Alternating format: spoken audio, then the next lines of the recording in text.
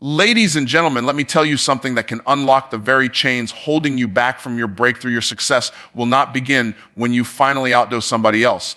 It will begin when you stop comparing yourself to them. See, most people lose before the race even starts, not because they don't have talent, not because they don't have opportunity, but because they keep looking left and right instead of looking forward. You can't run your lane while staring at somebody else's.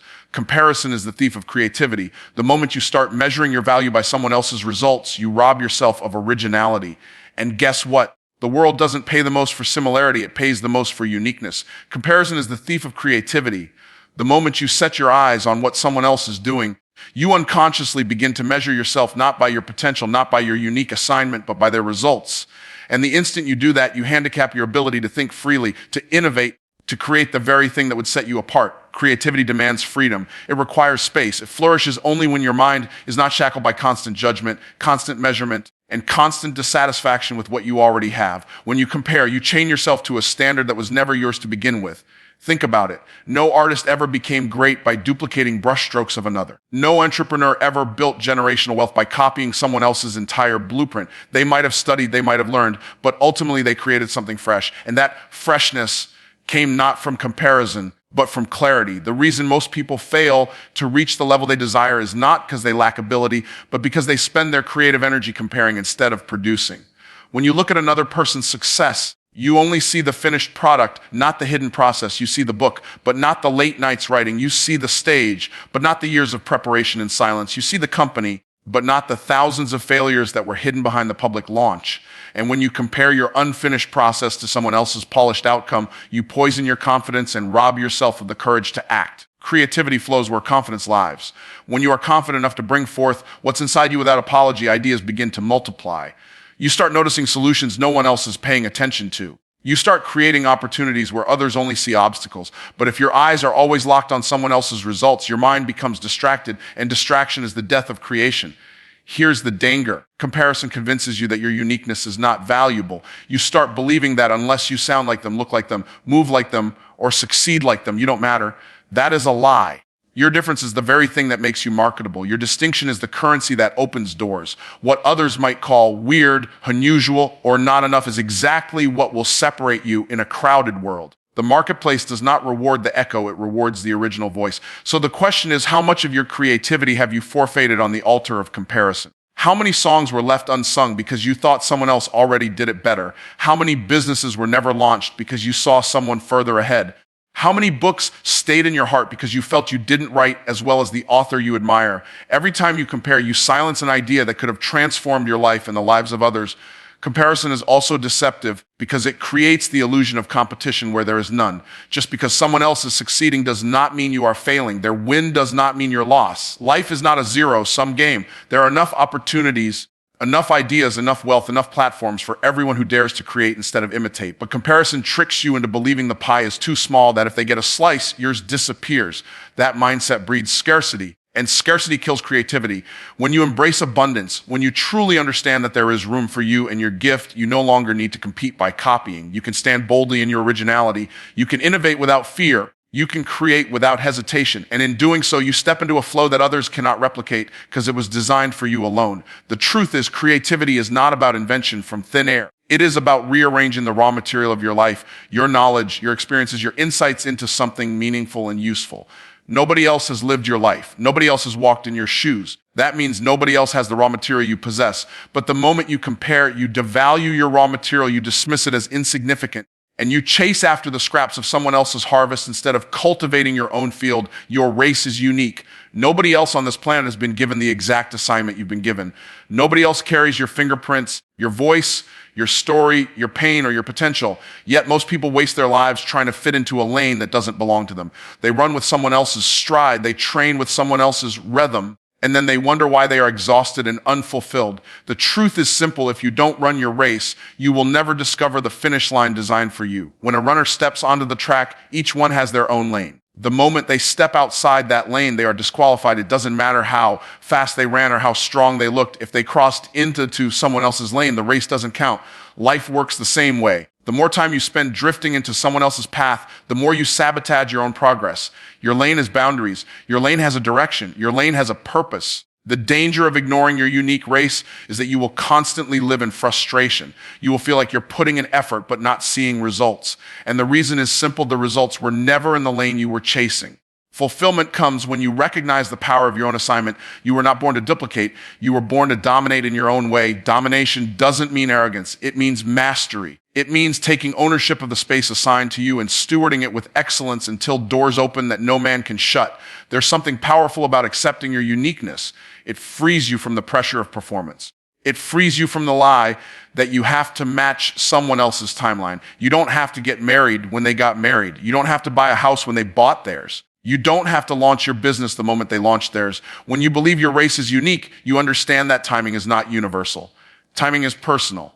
There is a set time for you to shine, and it will not look like anyone else's. Another trap people fall into is mistaking similarity for sameness. You might have similar gifts to someone else, but that doesn't mean your race is the same. Two singers can both have extraordinary voices, but one is called to write songs that heal broken hearts, while the other is called to lead worship that ushers in presence. Two entrepreneurs can both run companies, but one is designed to disrupt technology while the other is designed to revolutionize education. The gift may look alike on the surface, but the assignment is completely different. That is why comparison is so dangerous. It blinds you to the specific flavor of your calling. Every experience you've had, every struggle you've overcome, every lesson you've learned is training for your race. Nothing in your life is wasted. That heartbreak, that failure, that rejection, those tears, those were not random events. They were weights and resistance preparing you for the lane you're supposed to run. Too many people despise their story because they wish they had someone else's. But if you take away your story, you take away your power. The very thing you wish you could erase might be the very fuel that propels you forward. Your race is unique, which means your obstacles will be unique too. Don't be surprised when people don't understand your struggle. Don't be shocked when people can't see the vision that burns in your heart. They were not given your race, so they cannot comprehend your hurdles. And here's the secret: your obstacles are not punishments. They are indicators. They point to the significance of your assignment. If your path seems harder, it's because your impact is greater. The world does not need another copy of somebody else. The world needs the authentic version of you running your race with conviction. That's why settling into someone else's dream feels so heavy. It's because you weren't built for it. Shoes that don't fit cause blisters, and dreams that aren't yours cause bitterness. The more you try to wear what was never tailored for you, the more uncomfortable your life will feel. When you finally embrace the truth that your race is unique, you stop looking sideways and start looking forward. You stop measuring your pace against theirs and start focusing on your stride. You begin to realize that success is not about crossing the line first, but about crossing the line that was marked for you.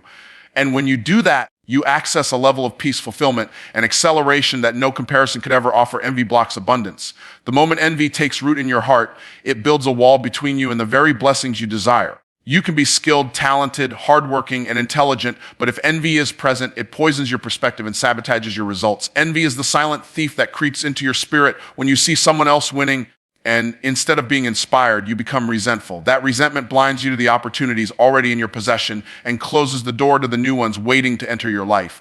When you envy, you shift your focus from possibility to scarcity. Instead of saying, if they can do it, that means it's possible for me. You say, if they have it, that means I can't. That mindset is destructive because it assumes the world has a limited supply of success, as if someone else's achievement depletes the inventory of opportunity. But the truth is, success is not pie. If they got a slice, it doesn't mean yours disappeared. The universe is abundant, overflowing, multiplying. The only thing that limits your access to that flow is the condition of your heart. And envy is like rust corroding the pipeline of blessings. Envy not only blocks abundance, it also distorts vision. When you're envious, you can't see clearly. You stop noticing your own gifts. You ignore your own strengths. You become blind to your progress because all you can see is what somebody else has. That distortion convinces you that you're behind when in reality you might be exactly where you need to be. It convinces you that you're losing, when in reality you're being prepared. It convinces you that you're overlooked, when in reality your moment is simply not yet. The power of gratitude is the antidote to envy. Gratitude opens your eyes to what you already have and multiplies it. Gratitude says, I might not have what they have, but I am thankful for what I do have, and I will use it to create more. The truth is, gratitude is magnetic. When you are genuinely grateful, you attract more reasons to be grateful.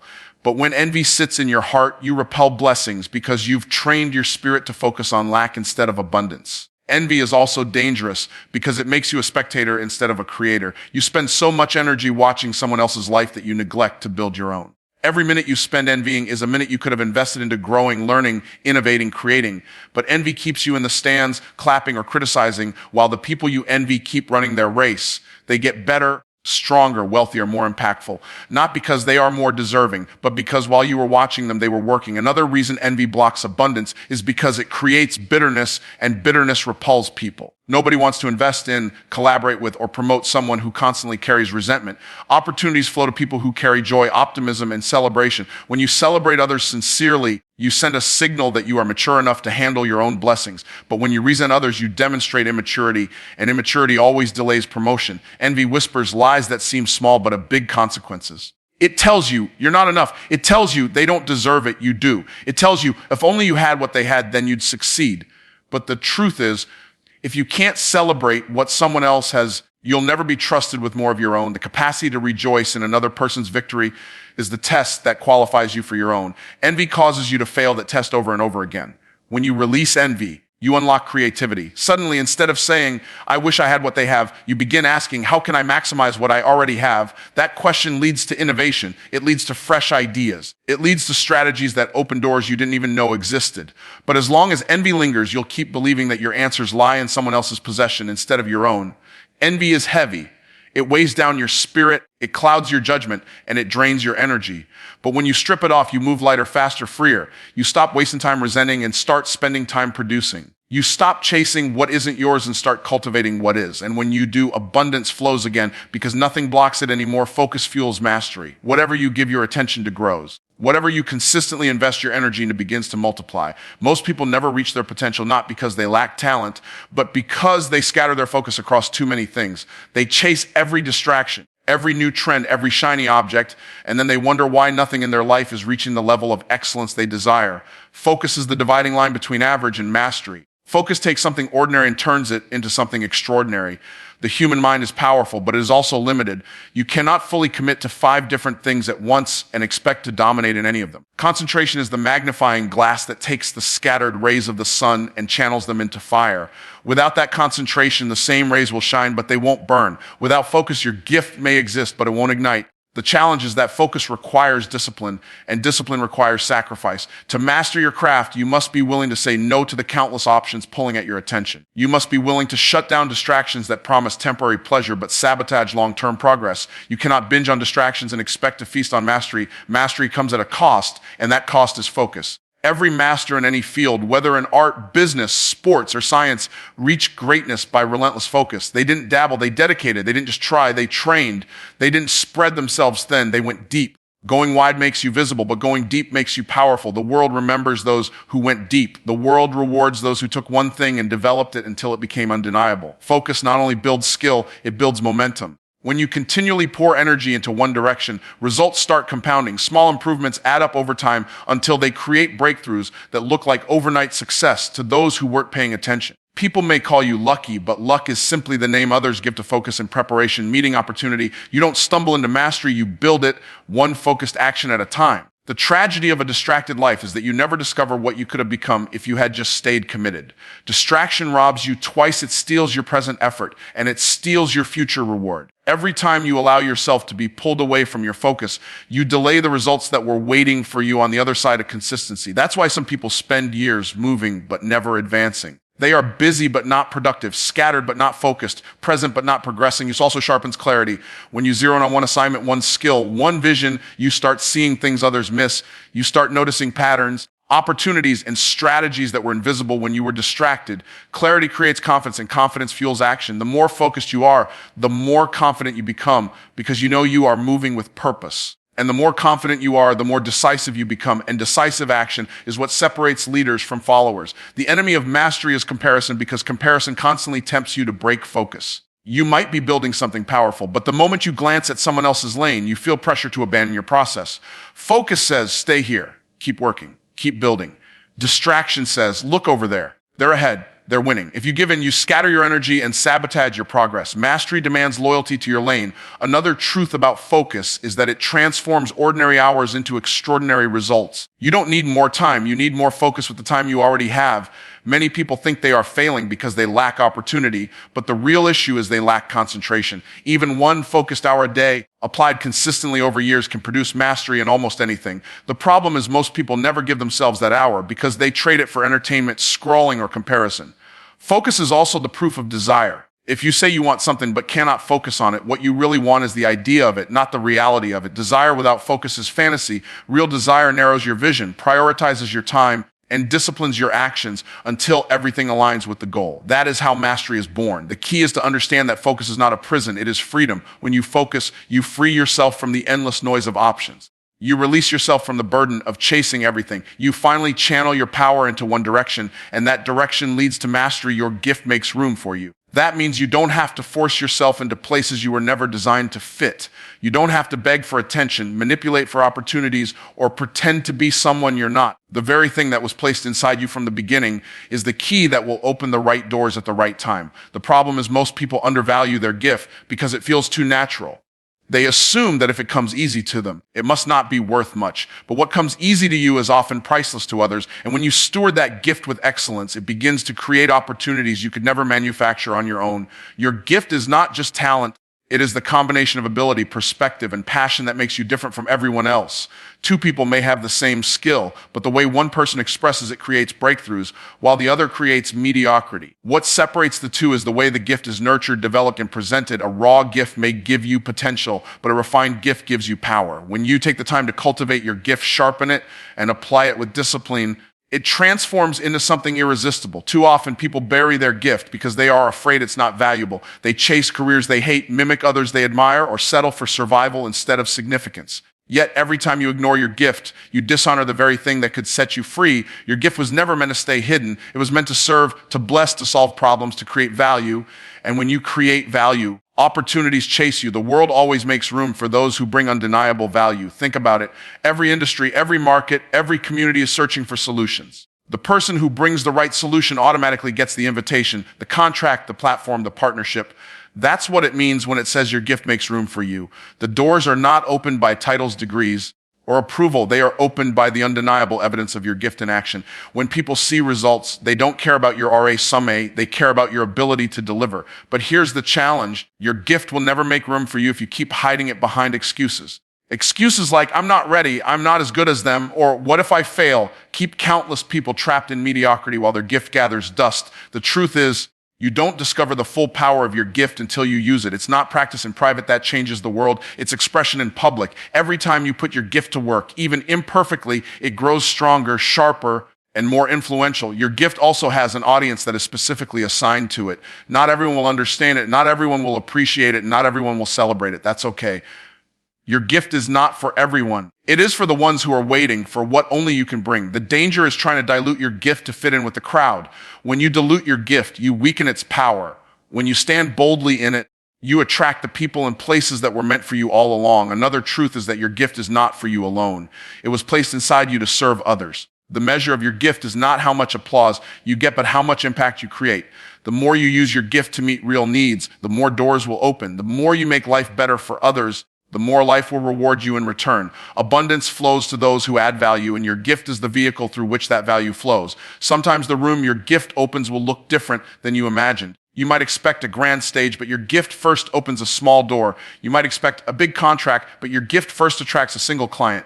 If you despise the small beginnings, you will miss the larger opportunities. Every great door is unlocked by a smaller one first. The key is to honor the room your gift opens, no matter the size, because one room leads to another, and eventually the right room will change everything. Your gift makes room for you when you trust it enough to release it. The doors you are knocking on may not open because they were never your doors in the first place. But the door that is meant for you cannot stay closed when your gift is fully alive. It is not politics, luck, or connections that sustain you in the long run. It is the undeniable force of your gift operating at its highest level. True success is measured in impact, not imitation. Too many people spend their entire lives chasing the appearance of success instead of producing the substance of it. They buy the car, they post the photos, they mimic the language of those they admire. But deep down, there is no transformation, no value, no legacy. Imitation might get you attention for a moment, but it will never secure you significance. Impact is the only currency that sustains. Imitation is easy. It doesn't require creativity. It doesn't require courage. It doesn't require authenticity. It just requires observation and repetition. But the danger of imitation is that it can never surpass the original. The imitator is always behind, always chasing, always depending on someone else's blueprint. That's why people who imitate burn out so quickly, because they are running a race that doesn't belong to them. They are working for applause instead of purpose, and applause is never enough to fill the void of an unfulfilled life. Impact, on the other hand, requires ownership. It requires you to step into the fullness of your gift, your calling, your perspective, and bring something to the world that only you can bring. Impact is not about how loud you are, but about how deeply you touch others. It's not about how many people know your name, but how many lives are changed because you showed up. Success is not how much you can gather, but how much you can give. The measure of your life will not be how well you imitated someone else's dream, but how boldly you lived your own. The tragedy is that many people never realize this until it's too late. They spend years perfecting their imitation, only to wake up and realize that all they built was a shadow of somebody else's light. They worked hard but left no legacy. They achieved visibility but created no value. They had followers but made no difference. Success that doesn't outlive you was never true success. It was just noise. Impact multiplies. One idea, one action, one decision born out of authenticity can ripple through generations. A single voice can awaken movements. A single invention can transform industries. A single act of service can change the course of a family forever. That is impact. It may not trend on social media in the beginning, but it will outlast every trend. Imitation can gain you a crowd, but impact will build you a legacy. The pursuit of imitation always comes from insecurity. It is the belief that who you are is not enough, so you must borrow someone else's identity to be seen, to be heard, to be valued. But the pursuit of impact comes from confidence.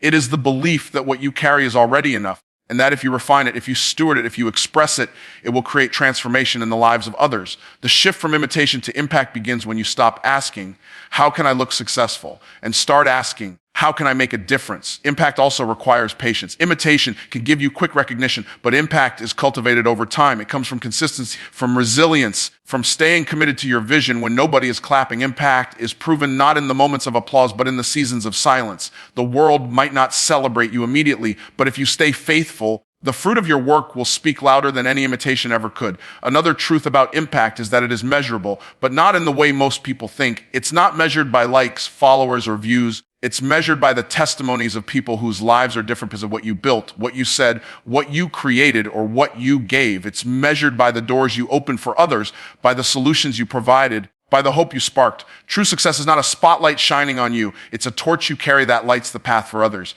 The danger of choosing imitation is that it may look like success from the outside, but inside it feels empty. You know you're imitating when the applause fades and you still feel unfulfilled. You know you're imitating when your entire identity depends on outperforming or outshining someone else. But you know you're creating impact when fulfillment comes even without applause, when your work energizes you because it's aligned with your purpose, when you can walk away from a room knowing you added value whether anyone clapped or not. True success is measured in impact, not imitation. And the moment you embrace that truth, you free yourself from the exhausting chase of trying to be somebody else, and you step into the empowering journey of becoming fully yourself,